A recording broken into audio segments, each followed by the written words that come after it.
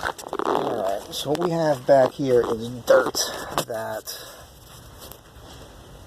has been piled up along the back wall of this garage that I am allowed to use by these beautiful people as a workspace. And years ago they had planters put in, and the gardeners stacked all this dirt back here. But the problem is it's higher than the floor in the garage, and I warned them about this at the time and since over the years, and talked to the gardener, and they should have dug all this out by now, and they never did. It's caused some problems inside. This is a great yard here, by the way. They grow their own food back there. There's all these fragrant roses in this yard. It's amazing. The smells that come through the shop all year long is just fantastic. Great spot to be able to work in.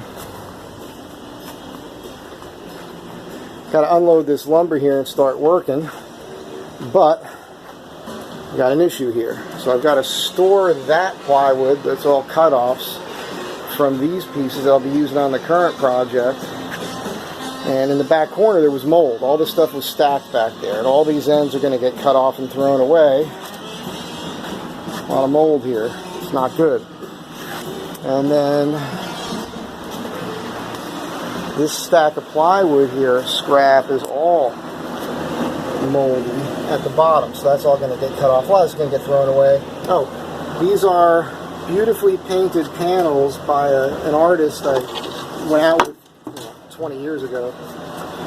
Melissa Sims. She paints under Celeste Peters as well, if you want to look her up. I gotta sell those things. They're pretty cool.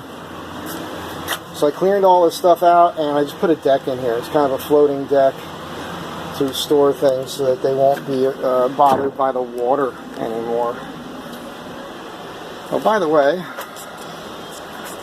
this is a Vega fence. This is the best fence ever made. I'm not going to take it out right now. Best table saw fence ever made. It's got a micro adjustment. I've been holding on to that in case I ever move and have a smaller table saw.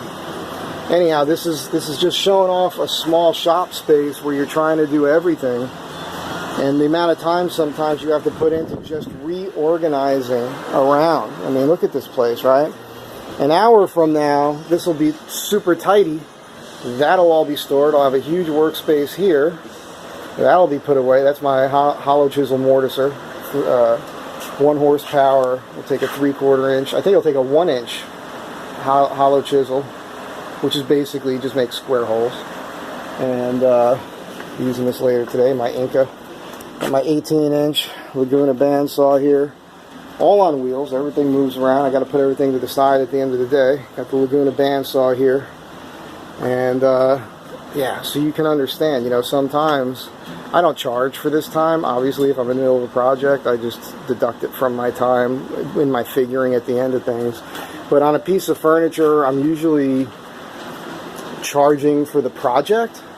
So there's actually quite a bit of lost time on projects. Like I end up getting in over my head sometimes just on time, just because of the workspace I have.